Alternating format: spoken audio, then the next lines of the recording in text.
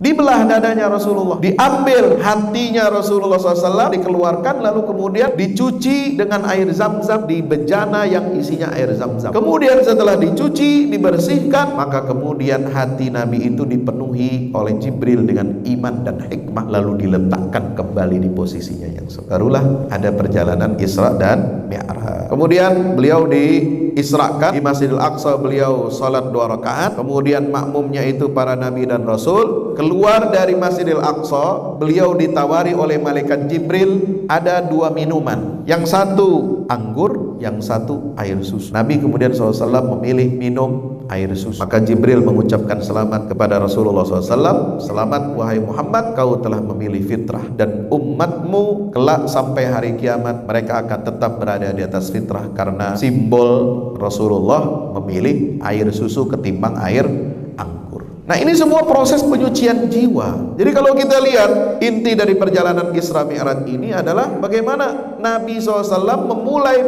pekerjaan-pekerjaan besar, memulai perubahan-perubahan besar itu dengan apa? Dengan penyucian jiwa. Sebelum jadi Nabi dan Rasul, dibersihkan dulu hatinya. Sebelum Isra dan Mi'raj, dibersihkan dulu hatinya. Ini simbol, ini tanda.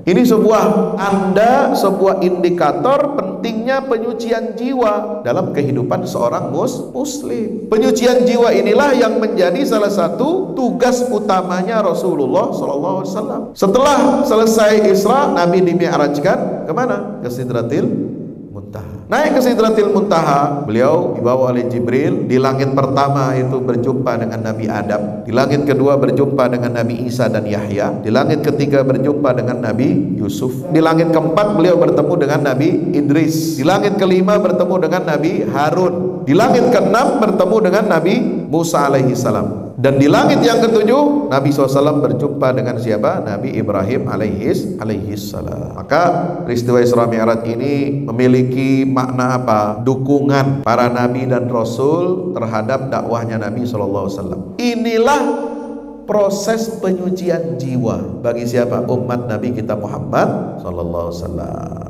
Maka setelah Isra Mi'raj itu Rasulullah mendapatkan kemenangan-kemenangan besar.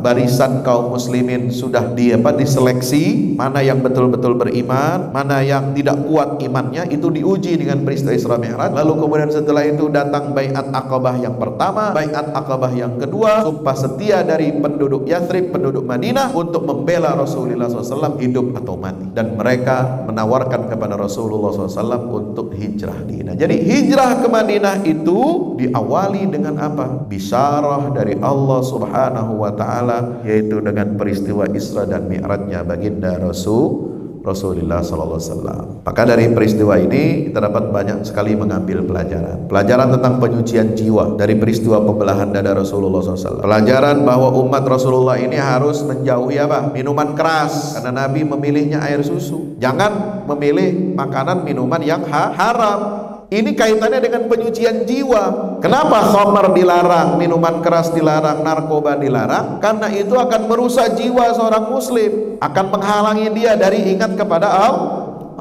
Nah, penyucian jiwa inilah yang menjadi titik tolak kebangkitan Islam di Madinah. Sebelum ada ayat-ayat tasyri', ayat tentang perintah puasa, perintah haji, perintah zakat, perintah jihad, perintah untuk meninggalkan riba, perintah untuk menata sosial, politik, ekonomi umat di Madinah, itu didahului oleh Allah Subhanahu wa taala dengan apa? Perintah sholat, dengan ayat-ayat tazkiyatun nafas di periode Makkiyah. Jadi untuk menyucikan jiwa. Jadi penyucian jiwa ini sangat penting bagi kita semuanya dalam rangka kita berbakti, taat kepada Allah, menjalankan syariat Allah. Tidak mungkin kita bisa patuh, taat, melaksanakan syariat Allah kalau hati kita tidak bersih. Tidak mungkin ada kita bisa menghadirkan negara yang baldatun thayyibatun wa rabbun ghafur. Tidak mungkin ada pemimpin yang saleh, sayang kepada rakyatnya, takut kepada Allah, kecuali dengan apa? Proses tazkiyatun